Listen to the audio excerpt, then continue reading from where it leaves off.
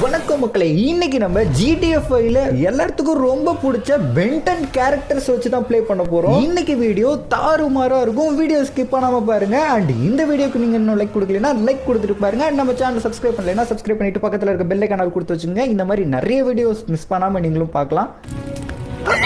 வாழ்க்கைய தேடி நானும் போறேன். என்னடா ரோட்ல படுத்திருக்க அப்படின்னு தானே கேக்குறீங்க. வீட்டுக்குள்ள விட மாட்டேங்கிறாங்க, அடிச்சு துரத்து விட்டாங்க. உனக்குலாம் எவன்டா சோறு போடுவான்னு சொல்லிட்டு கஷ்டமா இருக்கு. ஸ்கூலுக்கு போனா ஸ்கூல்ல திட்டு உழுவுது, வீட்டுக்கு வந்தா வீட்டுல திட்டு உழுவுது. அதனால ஒரு முடிவு எடுத்துட்டேன். கார் எடுத்துட்டு மின்னல் வேகத்துல இப்ப மலைக்கு மேல போய்கிட்டு இருக்கோம். இப்ப மைண்ட் ரொம்ப டிப்ரெஷன்ல இருக்கு. ஏன்னா வீடியோ பாக்குற நீங்களே சப்ஸ்கிரைபும் லைக்கும் பண்ணலைன்னா வேற யாரும் பண்ணுவாங்க. அந்த ஒரு கஷ்டத்தினால இப்ப நான் மலைக்கு மேல இருந்து கீழே குதிக்க போறேன்.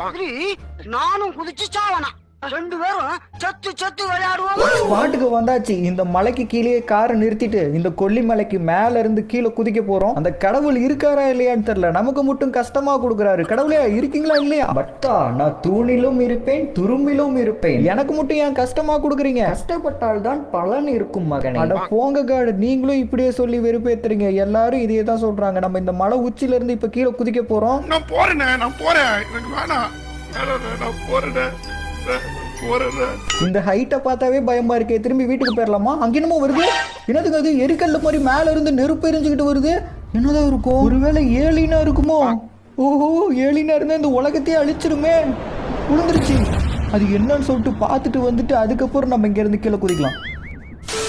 இங்கேதான் எங்கேயோ பக்கத்துல உளுந்த மாதிரி இருந்துச்சு. எங்கேயும் தெரியலையா? அந்த மரத்துக்கு பக்கத்துல பாருங்க, புகையா வருது. அங்கதான் விழுந்திருக்கும்னு நினைக்கிறேன். வேலை ஏலினோட பறக்கும் தொட்டா இருக்குமோ? இருந்துச்சுன்னா நம்ம ஒத்தால என்ன பண்றது? ஏலினை சமாளிக்க முடியாதே. இங்கதாங்க இருக்குது. என்னது இது? பெட்டி மாதிரி இருக்குது.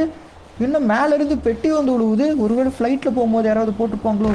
இருங்க பக்கத்துல போய் பார்ப்போம். என்ன இந்த பெட்டிக்குள்ள ஒரு சின்ன பெட்டி வச்சிருக்காங்க. அதுக்குள்ள ஏதோ வாட்ச் மாதிரி இருக்கு.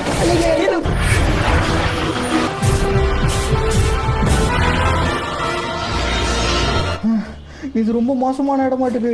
ஏங்க என் கையில ஏதோ ஒரு வாட்ச் ஒட்டி இருக்குதுங்க. ஏதோ ஒட்டிக்கிச்சு என் கையில. அதை எப்படி எடுக்கிறது? இதை என்ன நான் ஓடுறதே வேற மாதிரி இருக்கு. என்ன வச்சு? யாரா நீ?